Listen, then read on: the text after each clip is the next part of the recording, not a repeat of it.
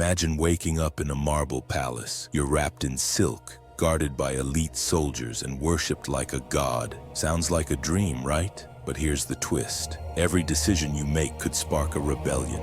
Your closest friends might be plotting to kill you and your people. They expect perfection, power, and wisdom every single day. Now ask yourself, could you survive a single day as a Roman emperor? More importantly, could you do it the Stoic way? Today, we step into the sandals of the most powerful man in the world, just for 24 hours, and test whether Stoic principles could keep you alive, respected, and unshaken, or get you killed. This is the ultimate Stoic challenge. Part 1. The morning crisis. Waking up in chaos. It's dawn. The city is waking up, but you don't get to stretch and yawn like a modern CEO. You're the Emperor of Rome, and your first challenge? A letter from the front lines. Your general was ambushed, thousands dead. The enemy is pushing closer. Senators are demanding answers. You haven't even had breakfast. Most people would panic, but not you, if you're Stoic. Marcus Aurelius, the philosopher-emperor, started each day by reminding himself of one thing. Today I shall meet with meddling, ungrateful, arrogant, deceitful, envious, and unsocial men. He didn't expect peace, he expected problems and prepared his mind to meet them with clarity, not emotion. Stoic rule number 1, expect adversity. A Stoic emperor doesn't react, he responds. So before you issue a command, you pause, you breathe, you ask, what's in my control? The battle? Too late. But your next move, that's your domain. You send reinforcements. You draft a message of resilience for the people. No panic, no rage, just resolve. And just like that, you've passed the first test. But the day's only begun. Part 2. The Senate and the Snake Pit. Stoicism versus ego.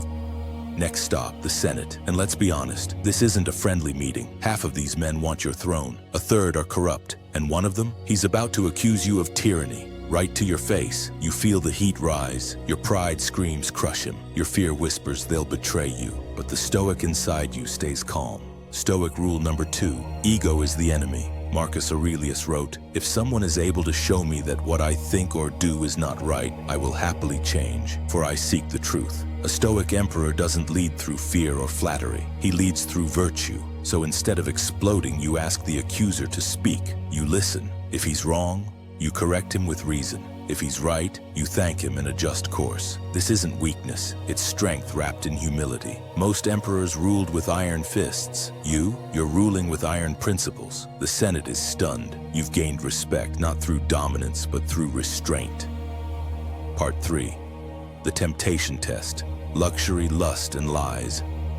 Afternoon falls. You've handled war, you've handled politics. Now comes the most dangerous test of all, pleasure. The Roman elite surround you. They bring gifts, they offer bribes. A feast of wine, music, and flirtation awaits you. You're tempted to indulge, to forget your duties, to surrender to excess. But a Stoic remembers this. Stoic rule number 3, master your desires or they'll master you. Seneca warned, we are more often frightened than hurt, and we suffer more from imagination than from reality. The same goes for pleasure. We imagine it gives us control, but it often enslaves us. So you eat, but not to excess. You drink, but not to drunkenness. You enjoy, but you do not escape. The others, they gorge, grope, and gossip. You sit in the eye of the storm, centered and aware, because you know, a man who cannot say no is never truly free. As evening comes, you leave the banquet untouched by its poison.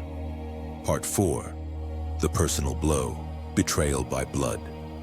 Just when you thought you could relax, the final test hits hardest. Your own cousin, someone you trusted with your life, has been caught conspiring against you. The proof is undeniable. He planned to poison you, take your place, and claim your legacy. Your advisors demand blood. Kill him, make an example, they say. And you? Your heart shatters, your blood boils, but you remember. Stoic rule number 4. You can control how you act, not how others act. Marcus Aurelius forgave countless conspirators. Why? Because he saw betrayal not as a personal insult, but as a flaw of the human condition.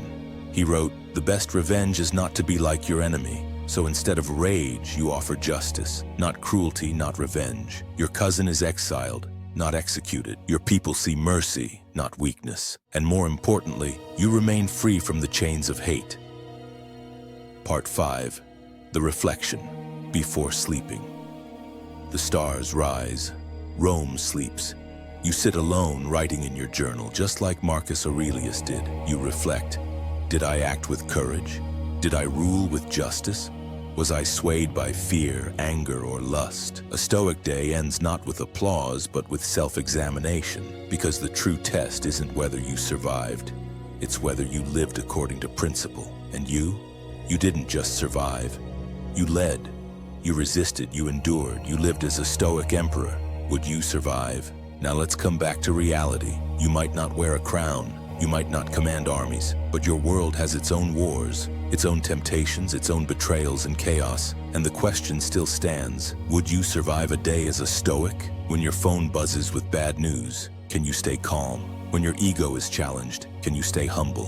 When pleasure calls, can you say no? Because the emperor's palace may be gone, but the battlefield is still here. And Stoicism, it's your armor. If this video challenged you, if you want to live with strength, clarity, and peace, then subscribe to the channel, because we're building a legion, not of soldiers, but of modern Stoics. And if you're ready for the next level, watch our video, How to Be Unbreakable, the Stoic Mindset Explained. Your throne may not be marble, but your mind, that's your empire. Defend it like a true emperor.